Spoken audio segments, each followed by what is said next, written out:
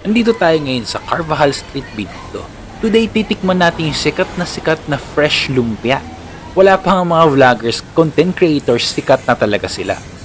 Usually, ang nakakaalam lang nito before ay mga taga Binondo o kaya naman yung madalas dito. Actually, dati, wala naman sila dito sa Carvajal Street. Nasa kabilang building pa sila. Kaso wala na yung building. Pag may time ako dati, madalas ako kumain sa kabila. Order ko palagi makini, kiampeng, tapos fresh lumpia. Dati pa nga 70 pesos lang yung price nila. Ngayon 100 na. Ang nagustuhan ko dito sa lumpia nila, hindi tinipid yung sahog. Yung mga veggies niya, tapos meron ding maliit na hipon. And affordable din siya. Malaki-laki din yung lumpia nila. Then yung sauce naman nila para sa akin masarap siya. Matamis, thick, tapos nagko-complement siya sa lumpia nila. Kung napapanood mo ang video na to, mag-comment ka para malaman ko kung hanggang saan naaabot ang video na to.